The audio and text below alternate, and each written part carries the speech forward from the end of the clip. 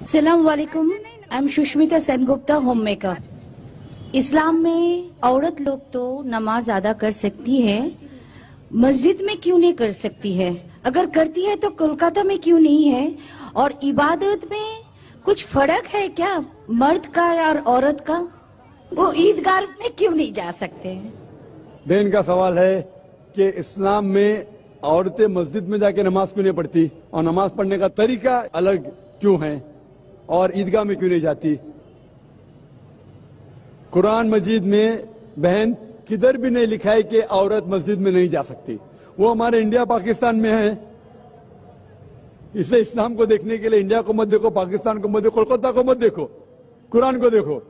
कई हदीस है सही बुखारी में जिल्द नंबर 1 आखिरी हदीस, do not prevent the female servant from going to the mosque, मतलब मोमिना को मस्जिद में जाने से मत रोको, अल्लाह के रसूल फरमाते।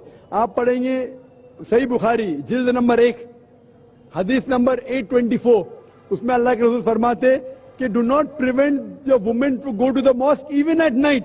अगर रात को भी अगर वो चाहते कि मस्जिद में जाना चाहते तो मत रोको।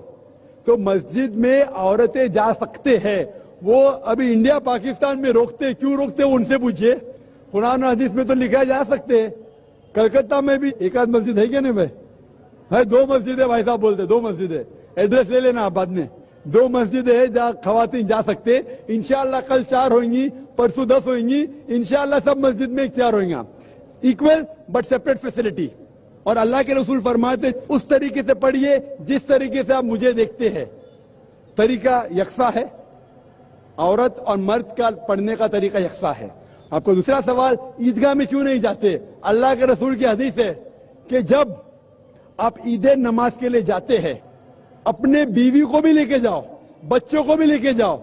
अगर आपकी बीवी हैस में है फिर भी लेके जाओ, मतलब आपकी बीवी नमाज नहीं पढ़ सकती है, हैस में है, if she is having period, ये टेका, भले वो नमाज नहीं पढ़े तो ईदगाह में तो जाने का स्पेशल इंस्ट्रक्शन है।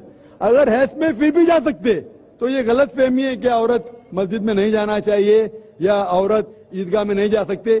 ईदगाह में हैस के हालत में भी जा सकती, भले वो नमाज न पढ़े फिर भी जा सकती। Hope the answer the question.